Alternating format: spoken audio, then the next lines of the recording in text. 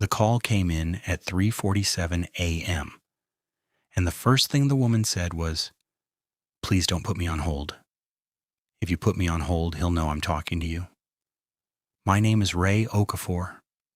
I worked overnight dispatch for a regional emergency call center for 3 years.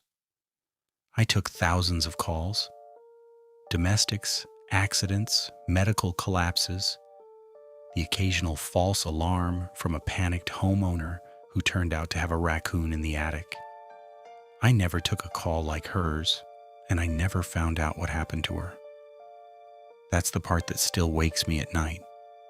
Not what she said, not what I heard in the background, but the silence when the line went dead, and the fact that no officer ever reported finding anyone at the address she gave.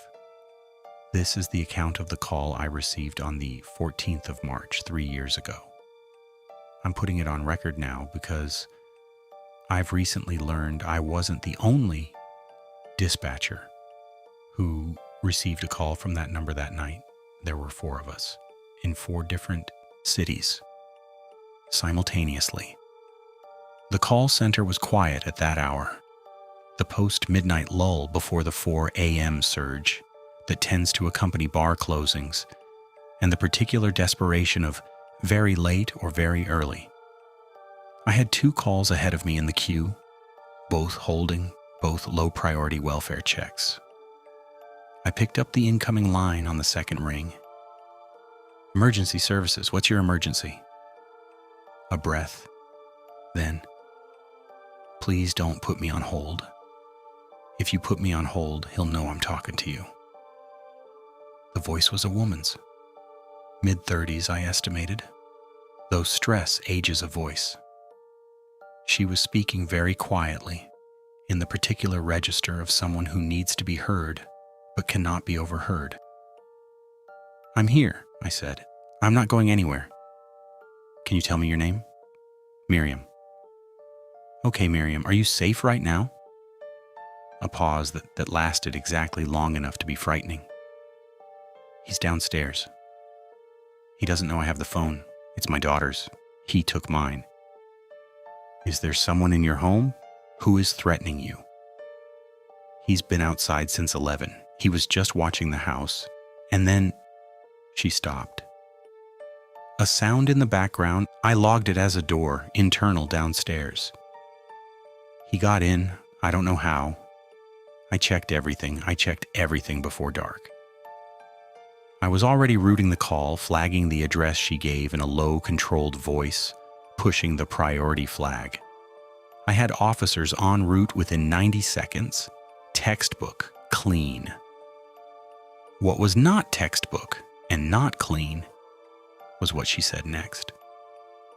"He's been in this house before. He knows where everything is. He went straight to the kitchen, and I could hear him. And he took the knife block off the counter. I heard it." A breath. "He knows this house because he lived here before us, before we moved in." "How long have you lived at this address, Miriam?" 7 months. We bought it from the estate. The previous owner died here." I kept my voice level. "Officers are on their way. Can you get to a room with a lock?" "I'm in the bathroom. I have my daughter. She's..." Her voice broke, just fractionally. "She's asleep." "She doesn't know I'm keeping her asleep." "You're doing everything right. Stay on the line with me. Don't hang up." "How long?" 6 minutes. "Can you hear him moving?" Silence. She was listening. I was listening. The background of the call was an open soundscape, bathroom acoustics, the soft breathing of a sleeping child, the house around them. And then, from somewhere below her on the recording, I listened to the audio 3 times afterward to confirm. A voice. Male. Conversational, almost cheerful. Saying her name. The line went dead at 3:52 a.m., 5 minutes and 14 seconds into the call. Officers arrived at the address at 3:54 a.m. Response time, 7 minutes, 40 seconds. Within parameters. Not fast enough, I've thought about 10,000 times since. Not fast enough. The house was empty. Both doors locked from the inside. All ground floor windows secured. No signs of forced entry, no signs of struggle, no signs that anyone had been in the kitchen. The knife block was on the counter, undisturbed, every knife in place. No Miriam, no daughter, no man. The address she had given corresponded to a real property, a house that had been sold 7 months prior, as she'd said, from an estate. The previous owner had died there. The new owners, according to the property record, were a woman and her daughter. But when officers ran the name, Miriam, against the registered occupants, they got nothing. The name on the deed was different. Officers knocked on neighboring doors. No one recognized the name Miriam. No one had seen anything. The call log showed the incoming number.